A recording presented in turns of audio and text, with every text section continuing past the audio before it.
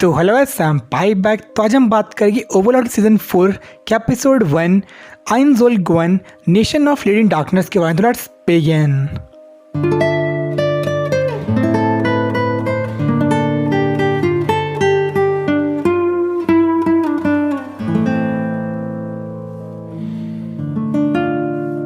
तो इस एपिसोड समझने से पहले हम बात करें की मेन पॉइंट के बारे में पिछले सीजन के। तो जो आइंजोल गोवन था वो नेज़रिक को बनाता है एक सॉर्सर किंगडम और खुद बनता है सॉर्सर किंग, और वह अटैक करता है एक और किंगडम री एस्टीज के ऊपर। और जो हेड वॉरियर था वो उसको हरा जाता है एक डुअल में, जिसके बाद जो किंगडम था वो हार जाता है और उसका जो लॉस ऑफ कॉम्पनसेशन देते हैं वो एक अपनी सिटी ई रेंटल के रूप में, जो कि एडवेंचर सिटी थी। तो उसके बाद जो सिटी थी वो उस पर रूल करता है और वो नहीं चाहते रूल करे वो उसमें कोई फियर या फिर ब्लड के ऊपर करे। ये जो सेकंड कैरेक्टर था उसका, यानी जो सेकंड आइडेंटिटी थी मोमोन की, वो उसे यूज़ करता है और उसे अपने खिलाफ ही रखता है। मतलब अपनी दो आइडेंटिटी से वो एक दूसरे के खिलाफ रखता है ताकि कोई लोग उसको धोखा देना चाहते हैं तो मोमोन के पास जाए और जितने भी इंसर्जेंसी वगैरह थी सारी कम से कम रहे।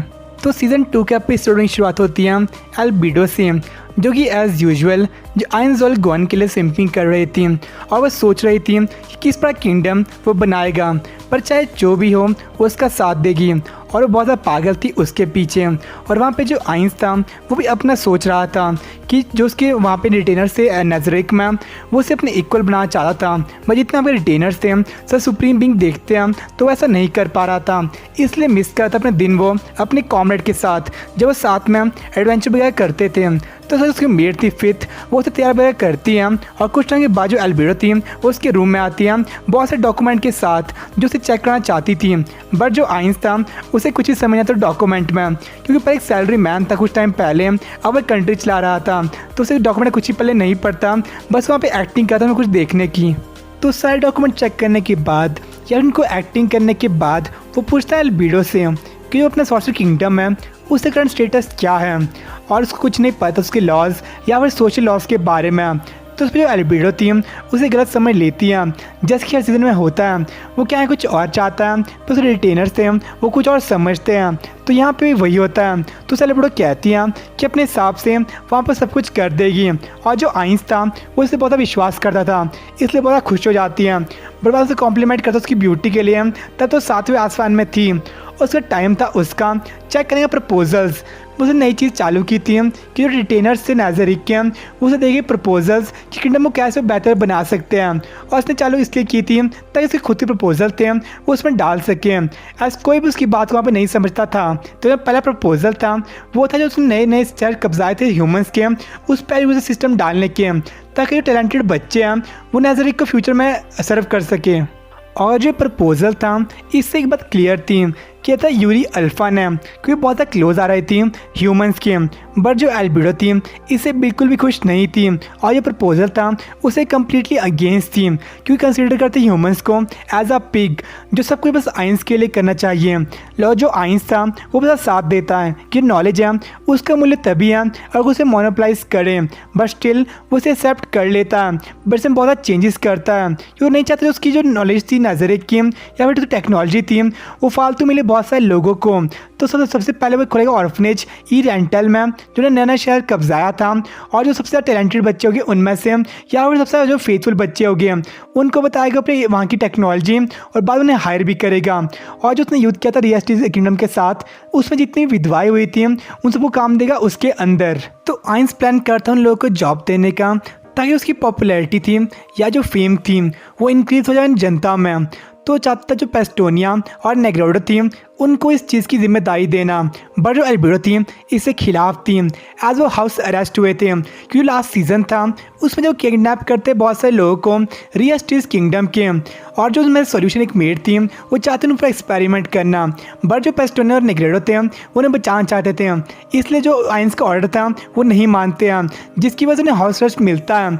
बस स्टिल जो आइंस के ऑर्डर थे वो ऑब्सोलीट थे। ये जो एल्बिडो थी उन्हें बाहर निकालने के लिए मान जाती है, और जो दोनों थे उन्हें जिम्मेदारी मिलती है उस ऑर्फनेज की, और एक फन फैक्ट, जो नेग्रेडो है वो बड़ी बहन है एल्बिडो की, फिर उसके खिलाफ जा रही थी आइंस के लिए। उसका सेकंड प्रपोजल था, उसमें एक चीज़ आई थी कि जो वहाँ पे नेज़रिक थे वहाँ पे यूनिफॉर्म मैंडेटरी कर दें उनकी यूनिटी के लिए।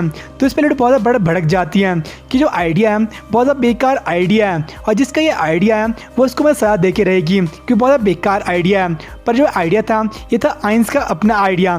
तो अपने आप को बचाता है कि उसने कहा था इस सजेशन के लिए तब उससे कोई मतलब नुकसान नहीं हो लोगों के ऊपर, तब उसने इस प्रपोजल को मांगा था, तो अपने आप को बचा देता है। तो आपस में बात कर रहे थे तभी वहाँ पे आती है मारे और औरा उन्हें देखने के लिए बिना किसी नोटिस के। तो वो दोनों वहाँ पे आए थे बस आइंस से मिलने। तो उसके बाद जो औरा थी वो बैठती आइंस के लैब के ऊपर, और ये देखी जो एल्बिडो थी बहुत जेलस हो जाती हैं। लेकिन जब बैठती मैरी उसके ऊपर तो उसकी कोई ठिकाना था जेलसी का। इसके बच्चा आती वो भी बैठना, बट आइंस कहता है उसको वो कोई छोटी बच्ची नहीं है। तो उसके आपस में बातें कर रहे थे, बट जो एल्बिडो थी उसका बिल्कुल दिमाग ख़राब हो चुका था। तो जो मैरी थी अब इसे देती है उसको, और जब बैठती है उसके ऊपर तो जो आइंस था वो बहुत इंचांट होता है उसकी बॉडी से, और जो उसकी सन थी उसे बहुत फैमिलियर लगती है। और ऐसा क्यों है ये फिलहाल मुझे पता नहीं है, बट जो फ्यूचर एपिसोड होगा उसमें पता चल सकता है। बट उनके लिए वो बस एक परवर था, ऐसा चाहता स्निफ करने एल्बिडो को। तो ये सुन के जो आइंस था वो कहता है खड़े होने के लिए, बट जो एल्बिडो थी वो परसिस्ट करती है, जिसके जो और एल्बिडो थी उन्हें बिकनी चालू हो जाती है आइंस के लिए। तो जो एल्बिडो थी उसका इनको समझ आ रहा था कि उसकी सेटिंग चेंज की थी इसलिए उसके लिए बहुत ज़्यादा क्रेजी थी। बट जो औरत थी उस समझ नहीं आ रहा था वो ऐसा एक्ट क्यों कर रही थी। बट फिर से करता हूँ मिसअंडरस्टूड कि जो औरत थी वो चाहती मोनोप्लाइज करना as a father figure, but तो सोचता है उसके लिए फ्रेंड्स ढूंढने के लिए डार्क एल्व्स के ट्राइब में। और यही चीज़ सोच रहा था तब इसे एल्बिडो पूछती है कि वो उस बारे में सोच रहा था। पहले जो आइंस था उसे कोई आइडिया नहीं था कि वो क्या चीज़ कह रही थी, बट इसमें निकलने के लिए क्या आता है एल्बिडो को कि एक्सप्लेन करने को और मारे को इस चीज़ के बारे में, ताकि इस चीज़ को खुद भी समझ पाए। तभी बताती है सिचुएशन के बारे में ई रेंटल की, जो नया शहर कब्जाया था कि वहाँ पे जो गुड्स थे बहुत ज़्यादा कमी हो चुकी थी। पहले वो शहर एक था ट्रेड के बारे में मतलब फेमस था उसके लिए, बट अब जब से आइंस उस शहर को कब्जाया था वहाँ पे कोई भी मर्चेंट नहीं आ रहा था। तो जो गुड्स की सर्कुलेशन थी बहुत ज़्यादा लो हो चुकी थी, और उन लोगों सबको वहाँ पे उम्मीद थी कि जो आइंस था वो इस सिचुएशन से डील कर लेगा। बट जो आइंस था उससे कुछ चार नहीं था कि वहाँ पे क्या करना चाहिए।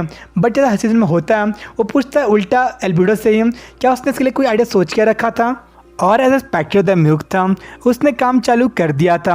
और जो एल्बिडो थी वो चाहती अपने आप जाना रियस्टेड किंगडम ताकि वो काम शुरू कर दे अपने आप से भी। बट जो एल्बिडो थी वो एक मेन पिलर थी सिक्योरिटी के नजर रैक में, और जितने भी काम थे सब वो करती थी। तो एक ब्लैंक स्पॉट पर आता नजर रैक में, बट वो कहती है कि जल्दी वापस आ जाएगी, और जब तक वहाँ पे वह है तब तक जो पेंडरा एक्टर था वो उसके काम को संभाल देगा। तो इस पर जो आइंस था पहले बहुत हेजिटेट करता है बट बाद में मान जाता है। तो उसके बाद वो पूछता है औरा और मारे से कि वो क्या चेंज करना चाहते किंगडम में इसको बेहतर बनाने के लिए, मतलब उनसे ओपिनियन मांगता है इस चीज़ के लिए। और एज एक्सपेक्टेड वो दोनों कहते हैं क्रॉस ड्रेसिंग के लिए, मतलब कि बॉयज़ पहने गर्ल्स के कपड़े, गर्ल्स पहनेंगे बॉयज़ के कपड़े। और बहुत ज़्यादा शौक लगता है जब एल्बिडो इसलिए मान जाती है क्योंकि उसका एक कॉमरेड था या फिर सो कॉल्ड सुपर बीइंग उसका एक प्रेफरेंस था। बट जो अपना आइंस था वो किसी तरीके से इसलिए मना कर देता। और जो वहाँ पर ठहर रहा था वो देखते कोमोसुकी और डेथ नाइट जो आपस में मजे से सोए हुए थे, यार उनकी दोस्ती हो गई थी साथ में प्रैक्टिस करते हुए। और यहाँ पे एक बहुत बड़ी बात रिवील होती है कि उसके सामने जब मोमो आया था वो उसका कोई बॉडी डबल नहीं था, बल्कि तो पेंडोरा एक्टर जो किसी एक्टिंग कर रहा था साथ में उसके डिस्गाइज में। तो सब मिलता है वो उससे, और जो पेंडोरा एक्टर था उसकी एक्टिंग बहुत थक चुका था। वो चाहते एक मैजिक आइटम साथ रहना क्योंकि उसकी एक सेटिंग थी कि जो मैजिक आइटम थी उसको मेंटेनेंस करने के बाद नहीं करेगा तब तो उसका मन था वहाँ पर नहीं टिकेगा। तो जब आइंस ने बनाया था पेंडोरा एक्टर को उसने एक सेटिंग डाली थी कि वो बहुत ज़्यादा क्लोज रहेगा मैजिक आइटम के, और इसकी वजह से ही आज तक जो अपना पेंडोरा एक्टर था बहुत ज़्यादा इंटरेक्ट करता मैजिक आइटम के साथ। तो पूछता आइंस को कि जाना जाता है वापस ट्रेजरी में, तो आइंस मान जाता है एक टेलीपोर्टेशन रिंग देने को ताकि जब चाहे वो वहाँ पे आ जाए। बट स्टिल वो कहता है कि जो ओरिजिनल सेटिंग थी उस पर स्टिल की ज़रूरत नहीं है क्योंकि उसने उसे बनाया है तो उसका एक बेटा है, तो चाहता है कि कुछ डिफरेंट करे अपने ओरिजिनल सेटिंग से, मतलब कि उसे ज़्यादा ग्रो होते हुए देखना। तो तो इससे उसकी मेट थी फिथ वो भी इमोशनल हो जाती है। और जो पंडा एक्टर था वो चाहता है अपनी आइंस की एक्सपेक्टेशन पे खड़ा होना। तो उसके बाद आइंस कहता है उसको ये चीज़ किसको ना बताने के लिए, क्योंकि अगर बात बाहर जाएगी तो जो और रिटेनर थे इससे बहुत ज़्यादा मतलब गुस्सा हो जाएगी कि क्यों पंडा मतलब ज़्यादा ट्रीट करता अच्छे से।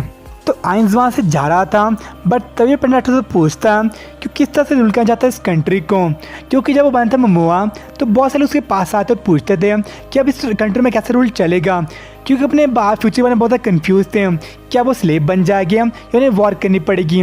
तो पहली बार जो आइंस था वो भी सीरियस था इस चीज़ के बारे में कि किस तरह पास चूज़ करना चाहिए सॉर्सर किंगडम के लिए। तो ये सोचते जाता वो ई रेंटल, जहाँ जब जाता है जो डेथ नाइट थे वो अपना ही काम कर रहे थे, उसमें कोई भी भूख या पर पानी नहीं लगती है तो आराम से अपना काम कंटिन्यूसली कर रहे थे। तभी पूछता हूँ फिर से क्वेश्चन कि जो कंट्री है उसके बारे में क्या सोचती हैं, तो फिर उसे आंसर करती हैं कि जो कंट्री है वो एक बेस्ट है। जो आइन था वो उसे चला रहा था, पर उसे एक चीज़ समझ नहीं आ रही थी कि जब ये पब्लिक में आता है तो सब लोग वहाँ से भाग क्यों जाते हैं और उसे वर्शिप नहीं करता है। और जितने भी एनपीसी है नाजरिक में सब समझते हैं ह्यूमंस को लेसर क्रिएचर, एज जो वहाँ पे सुपर बीइंग्स थे उन्हें उसे नहीं बनाया था। तो जो अपना जाता उसको याद आता है एडवेंचर गिल्ड की, बट जब वहाँ पे जाता है तो हमें बहुत ज़्यादा कम क्वेस्ट थी, क्योंकि जब बनता ममुआ तो हमें बहुत ज़्यादा क्वेस्ट होती थी। तो वहाँ के जो एम्प्लॉयज थे कहते हैं कि जब से वहाँ पे डेथ नाइट आए थे तो जितने वहाँ का पीस चीज़ थी कंट्री की उसे संभाल रहे थे, जिस वजह जो मॉन्स्टर हंटिंग थी या फिर सिक्योरिटी की क्वेस्ट थी अब वहाँ पे नहीं आती है। और आइंस के हिसाब से जो अपनी एडवेंचरिंग जॉब थी अब इतनी भी कुछ खास नहीं रह गई थी जब से वो वहाँ पे रूल करना शुरू करता है। तो सब मिलता है अपने गिल्ड मास्टर आइंस जात से और उसको पूछता है कि अपना एक गिल्ड है उस चाहता हो मर्ज करना अपने किंगडम में, बट जो गिल्ड होते हैं वो नॉर्मली होते हैं इंडिपेंडेंट किसी भी कंट्री या फिर किसी भी स्टेट से, और लेकिन इसके बावजूद अपने गिल्ड मास्टर है वो चीज़ मान जाता है। बट आइंस को पता जो गिल्ड मास्टर है वो प्लान करता जो एडवेंचर्स थे को किसी और कंट्री भेजने के लिए और उसको पकड़ाता है उसने खाली बिल्डिंग। तो पूछता आइंस उससे कि जो अपने ये एडवेंचर्स थे एक साथ एसोसिएट क्यों नहीं करते अपने आप को। तो उस पर कहता है गिल्ड मास्टर कि वो चाहते लोगों को प्रोटेक्ट करना, अगर वो अपने आप को एसोसिएट किसी किंगडम के साथ तो उन्हें वॉर वगैरह लड़नी पड़ेगी जो उनके लिए सेफ नहीं रहेगा। तो उस पर पूछता आइंस क्या सिर्फ ह्यूमन प्रोटेक्ट करते हैं क्या और रेसिस जो है उन्हें प्रोटेक्ट नहीं कर सकते हैं, क्योंकि जो अपनी एल्स टाइप रेसिस थी वहाँ पे स्लेव्स थी, लेकिन इस पर जो गिल्ड मास्टर है उस पर कोई भी जॉब नहीं होता है। तो उस पर आइंस कहता है कि उसके हिसाब से एडवेंचरिंग थी वो ऐसी जॉब नहीं थी, बल्कि वो हमेशा से मानता था कि जो एडवेंचर्स थे वो कोई अननोन चीज़ को देखते हैं और उन जगह पर जाते हैं और वहाँ पर अपने कुछ चीज़ें ढूंढते हैं, लेकिन यहाँ पे ये सीन उल्टा ही था। और अभी के मुताबिक जो उनका काम था मॉन्स्टर हंटिंग का और सिक्योरिटी देने का उसी कोई ज़रूरत नहीं थी, आज जो अपने उसके सबॉर्डिनेट्स थे बहुत स्ट्रॉन्ग थे उनसे, तो अपना काम करते प्रॉपर्ली जो एक्सप्लोर करने का था और जो वहाँ पे जाके हम अपने फ्रेंडशिप बना सकते हैं ताकि वो चीज़ सॉर्सर किंगडम को भी फ़ायदा दे फ्यूचर में। और जो उसका ये बहुत बड़ा सपना था कि जो और कंट्रीज़ थी उनसे रिलेशनशिप बना सके, इसके लिए जो एडवेंचर्स थे उनका होना ज़रूरी था, लेकिन वो कोई रिक्वेस्ट पुट नहीं करता एडवेंचर गिल्ड में, क्योंकि वहाँ पे सीन होता जो मतलब अपने अननोन प्लेसेस थे वहाँ पे किसी रेस या फिर कंट्री से उनकी कोई पंगा होता तो गिल्ड था वो शक्तिशाली नहीं था कि अपना रक्षा खुद कर सके, इसलिए चाहता वो कि जो अपने एडवेंचर गिल्ड है वो मर जुड़ा सॉर्सर किंगडम में। तो इस पर पूछता बस एक सवाल गिल्ड मास्टर कि जो एक्सप्लोर करता नए वर्ल्ड को क्या उस पर चाहता वो वहाँ पे आक्रमण करके उसको इन्वेड करना, बट आइंस कहता है कि वो किसी चीज़ को ऐसा नहीं चाहता, बट अगर सामने वाली पार्टी हॉस्टाइल होगी तो उसे करना पड़ेगा। बट अगर वो चाहता इन्वेड करना तो उसकी आर्मी है वो इतनी सक्षम थी कि उस चीज़ को आराम से कर सके, और उसको बस एक चीज़ पसंद नहीं थी कि जो एडवेंचर्स थे उनके जॉब यहाँ बिल्कुल बेकार थी और जिनको बहुत ज़्यादा लाफिंग स्टॉक बन गए थे लोगों के लिए। और उसके मुताबिक जो लोग थे वो कोई एडवेंचर्स नहीं थे, बट वो चाहता था कि जो मेंबर्स थे वो ट्रू एडवेंचर बन सकें उनके साथ ज्वाइन होके। तो जो अपने गिल्ड मास्टर था वो भी इससे बहुत अट्रैक्ट हुआ था और इस चीज़ को एक्सेप्ट कर लेता है और साथ में अपना पर्सनल सपोर्ट था इस चीज़ के लिए। तो उसके बाद जो आइंस कहता है फेथ को कि सबसे उसके लिए ज़रूरी चीज़ थी इस दुनिया में वो थी उसके कॉमरेड्स के क्रिएशंस जो कि उसके रिटेनर से वहाँ पे, तो उससे बहुत ज़्यादा प्यार करता, बट अब उसके किंगडम सॉर्सर किंगडम और वहाँ के जितने भी लोग हैं उन पर वो मर्सी शो करेगा एज वो उस किंगडम के पार्ट थे और वो चाहता है कि ऐसा किंगडम बनाना जहाँ पे जितने लोग रहते हैं वो उसके रूल में हमेशा रहना चाहते थे और ह्यूमंस के अलावा जितनी भी रेसेस थी सब उसके रूल के अंडर आए। और जब भी नाम आए प्रॉस्पेरिटी का तो एक सॉर्सर किंगडम था उसका नाम सबसे ऊपर हो। और जो उसका क्लैन था आइंजोल गोन वो उसको इस दुनिया में लाना चाहता था ताकि जब उसे कॉमेडी कहीं वहाँ पे आए तो उसको वही दिखा सके। तो यहीं पे जो एपिसोड था वो आता है एंड और इसमें कोई भी नई बात हमें पता नहीं चलती है। बस जब ना आइंस था वो बन जाएगा सॉर्सर किंग और जो मोमोन था उसे एक्ट करता पेंडोरा एक्टर और जो सारी चीज़ थी बस वो पुरानी थी। तो देखते हैं नेक्स्ट एपिसोड में क्या होता है। बस आज के लिए तो इतना ही है, मिलते हैं नेक्स्ट में। तब बाय। फील करो खुद को, उड़ने लगा मैं आसमान में।